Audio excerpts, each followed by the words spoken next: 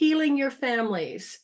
And on this show, we address 6 areas of health for families: emotional, financial, mental, physical, social, and spiritual. And this month, we've been focusing on our spiritual health or spiritual well-being. And I'm very honored to have as my guest, she's been on my show before, Donna, and I worked with her as a business coach, but she's also a spiritual intelligence method coach. So, Donna, welcome.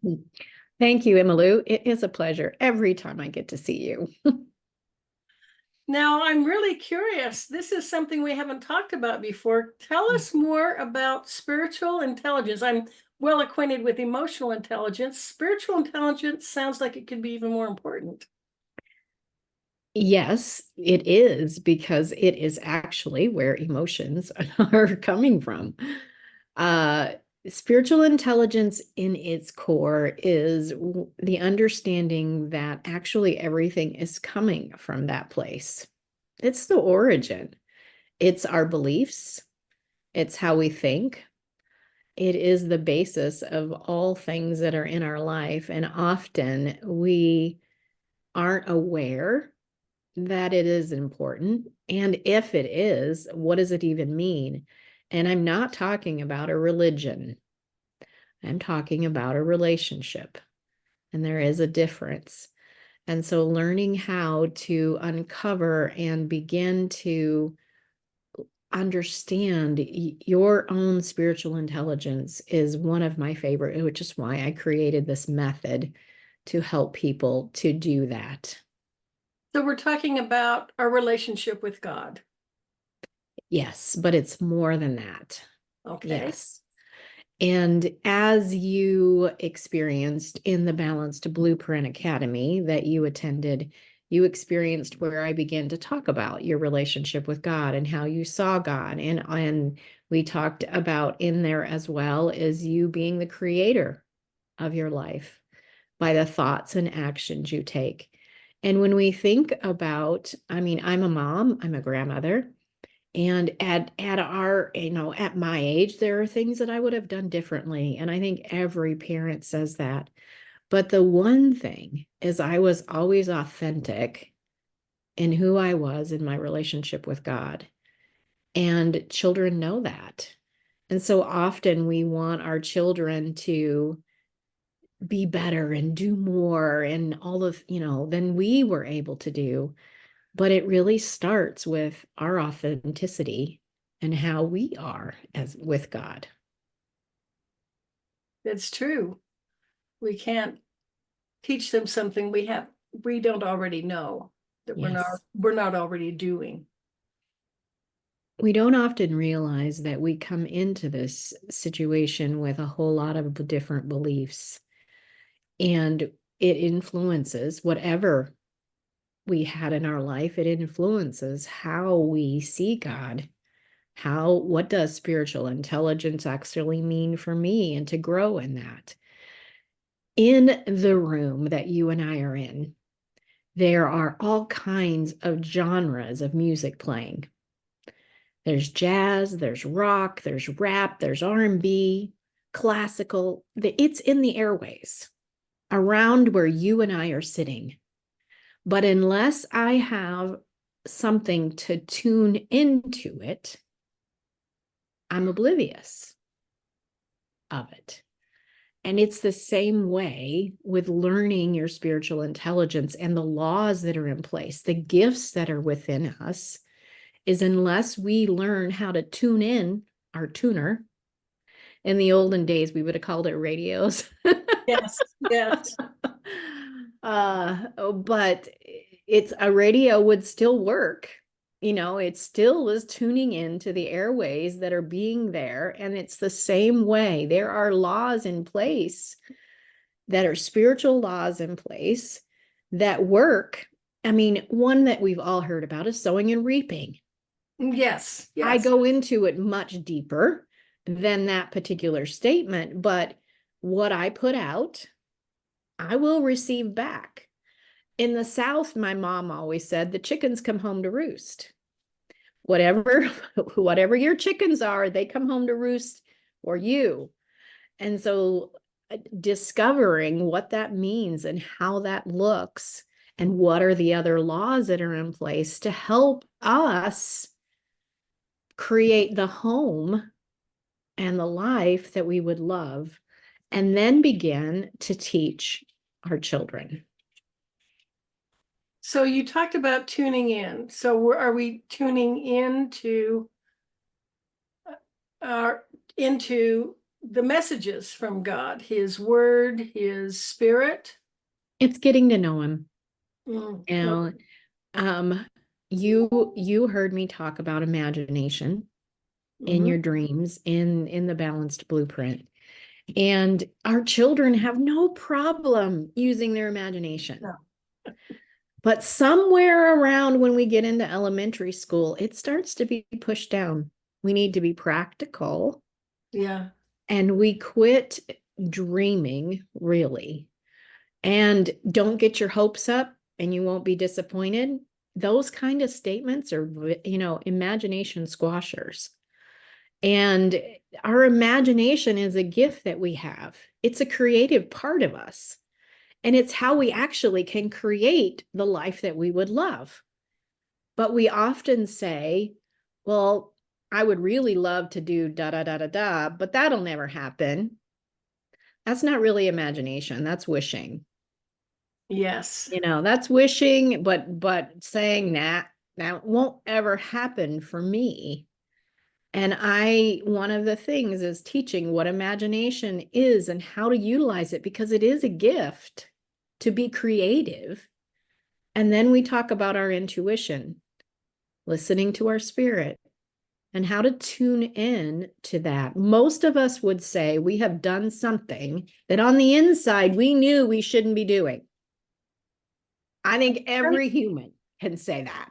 Oh, yes. And if we didn't listen to that still small voice and we did it anyway, there was consequences to pay. And so it's learning that. That's the kind of tuning in that I'm talking about. It's learning to listen, to go through and increase your SQ, your spiritual quotient, and learning how to increase that through the method that God has given me.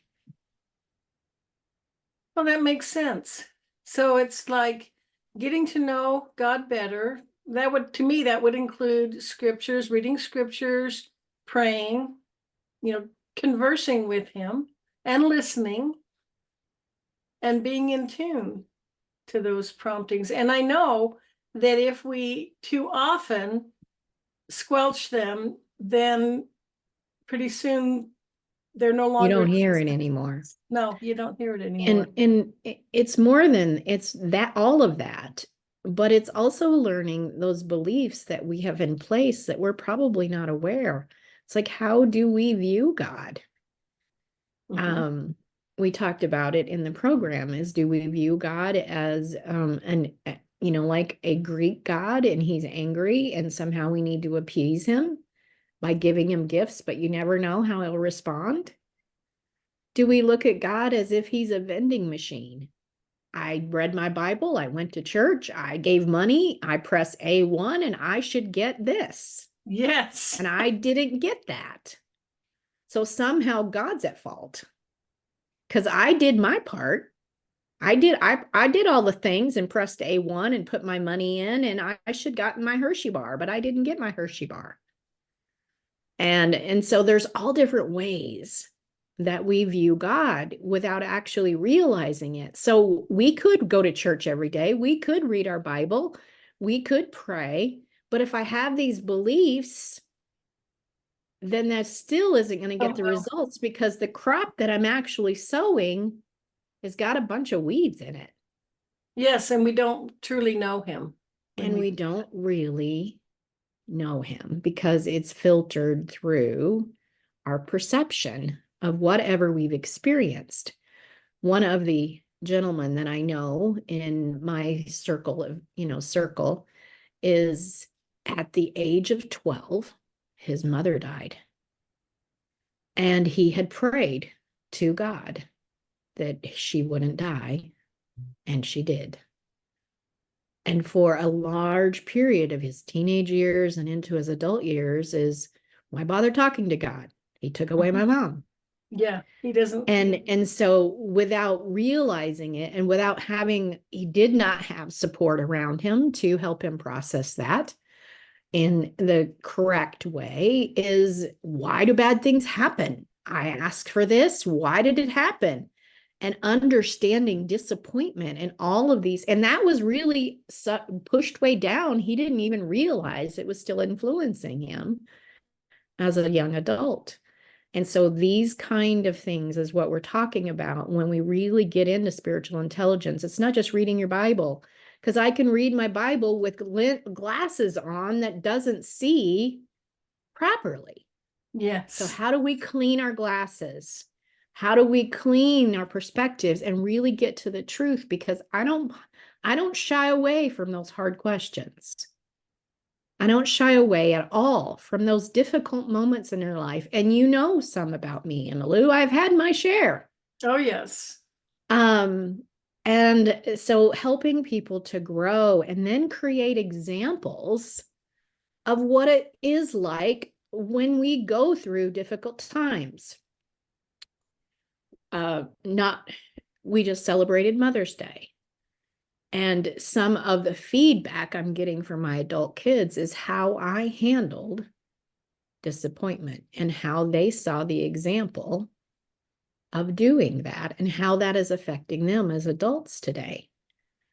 Not that I did everything right, but learning to be able to get all of those foundational truths in place so that then we can be an example, because that's the best way to increase the spirituality, and our kids' future, is helping them to see what it looks like to struggle and wonder, how are we going to do this? How are we going to do that? And then watch God come through. I had one kind of funny story. My son had a basset hound, and then he went into the military, so I inherited the basset hound, and is one of my favorite. You guys know basset hounds, the long ears, the howling, the whole thing, and the nose that wants to hunt all the time. So we had this basset hound, and he had come home for a visit, and the basset hound, we always went outside with him because he would follow his nose. And so he got away one day, and I am talking to my son and going, I'll find him. And I said, I'm praying. Well, he was in a not a good place, and he goes, what good does that do? And I said, I'll prove you wrong. God will show me where he is. And I got in the car and I began to drive. I'm out in the country, so it's not just neighborhoods. We're talking quite acres between people. So I'm going up and driving down the roads going, Holy Spirit, where is he and where am I supposed to go? I didn't have a clue how I was going to find this basset hound. I'm just walking this out going, God, I've put it on the line. I've told my son we're going to find the basset hound.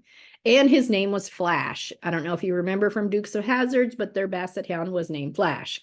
And he is not a Flash. So, they are not real fast all the time. So anyway, I found him nonetheless. And God directed me to the right place, and I found him and brought him home. And I looked him in the eye and I said, don't you ever doubt that God hears us and answers our prayer. And that's just an example. I didn't know I didn't know how this was going to turn out. And am I going to be able to hear God right? And how am I going to be able to find this basset hound that could be miles from us at this point, following his nose on some trail? And there's lots of woods. How am I going to go? I'm not tracking through the woods. So how am I going to find him? Was all of this going through my head? But I found our little basset hound and brought him home. And so it is walking this out.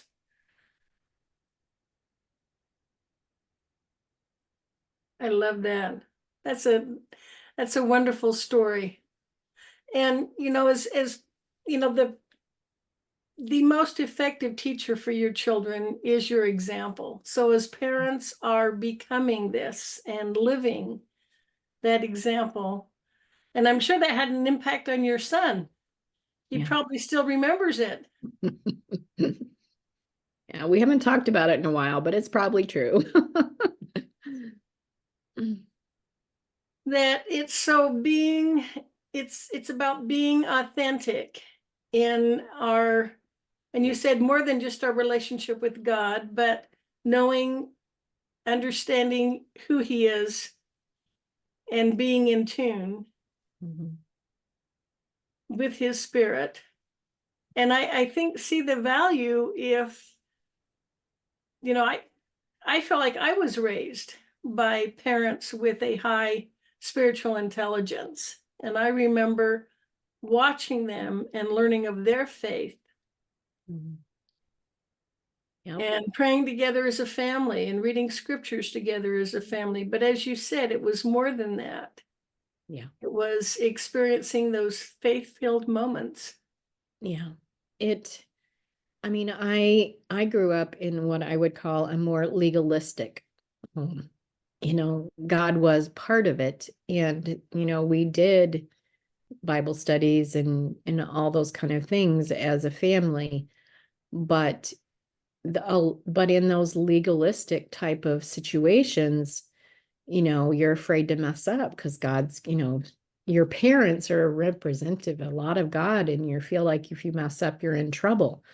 And so it took me personally seeking God through my teenage pregnancy and those kind of situations when I was all by myself. And then I remember when I was 17 or 18, and I'm like, do I even believe what my parents believe? And everyone goes through that. And Yes. figuring out what that means for you. And it has to be personal. That's why spiritual intelligence is a personal thing. And learning how to develop that so that you can not only create the life you love, as I call a vibrant life, but you can also co-partner with God to make a difference in our world. And learning how to do that. What are the, like, let me take example. If you did not know about the law of gravity, you might walk off your roof. You might just step off a cliff and you weren't aware, pretend for a moment you weren't aware of the law of gravity. And now you've broken a leg, you've hurt yourself, whatever scenario we want to paint the picture of. And we could get mad at ourselves. We could get mad at God. Why did this happen? But there was a law in place and you weren't aware. So it affected your outcome, but we're not aware of the law. And so we don't understand why. And there are 11 laws that I teach that are like that. They're in place, whether you know about them or not. And when we don't, we can hurt ourselves or have outcomes, results that we don't like, that we don't understand. And we want to blame somebody. We always want to blame. And so learning to what are they and how do they work so that you can make a difference in your family's life, your kids' life, your grandkids' life, and the world around us, a better place to live. Oh, that's beautiful. I love that. And what a, a beautiful legacy to Yes. leave our children and our posterity, Mhm. future generations. Ah, that's huge. It is huge. So you're just moving more into this spiritual intelligence method, Yes. right? I've been doing it. I'm just owning it and marketing it. Okay. So you're making it a trademark. Yeah, Yes. Yeah. and adding it to your long list of achievements, accomplishments. And adding it to your coaching Mhm. offerings. That's wonderful. Absolutely. And you have a lot of, I know, um, just from a business standpoint, you have a lot to offer there. Mhm. But I like the way you tie it all in. And really, our spiritual well-being affects every other part of our lives. It affects Absolutely. how we take care of our bodies, the Yes. relationship we have with money, the Yes. relationship we have with our family members and with our community. Yes. It is the source, whether it is robust and flourishing or whether it is depleted. It is the source. And when it is depleted, we look to other things Mhm. to try to make up the difference. And it's one of the reasons why I clarified at the beginning, I'm not talking about another religion, and there is a difference in learning how to replenish and nourish yourself from the inside out so Mhm. that you can be full and not depleted, and learning how to do that. It isn't something, I mean, my mother still is living and is a workaholic. She didn't teach me how to take care of and replenish myself. And so learning how to now teach my girls, my son as well, but how to teach them to be able to do that so that we're coming from a place of strength and all of that, instead of a feeling depleted and stressed out and struggle. There's enough of that in the world. So learning how to have that stillness and quiet time um, is important. And think how much being able to tap into that stillness improves your parenting. I Yes. remember, I know as a mother, I made much better choices when I had nourished myself and I was Yep. coming from a place of calm and peace rather than stressed out. Yeah. I mean, your child gets emotional. And of course, I'm not speaking from personal experience. I never did this. But anyway, your child is stressed out, you're stressed out, and you feed off each other. Yeah, And it ends up in a horrible day or experience that it didn't need to be if I was replenished and able to soothe, and I'm coming from a place of peace as yes, opposed to being agitated as well. And then so it's completely different when we learn how to add rest, as I taught you in the balanced blueprint, and how to add that stillness. It's all part of that spiritual intelligence method. yes. And I'm going to add to this statement that the greatest benefit to children is to be raised by an emotionally intelligent parent. I'm going to add that to be raised by a spiritually intelligent parent. What a benefit Absolutely. would be for every child. Donna, so talk about services you offer. How do people contact you? How can we learn? Uh, the best way to, I am on all social medias, and my last name is unusual, so I'm easy to locate.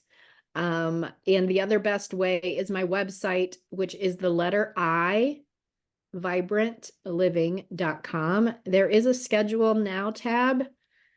The best way to find out what is best for you is to schedule a consultation and let's talk. It is a gift for you as a listener with Emmylou, and schedule that. And let's see how I can benefit you and what we can do to benefit not only you, but your children and your children's children and the world. Yes.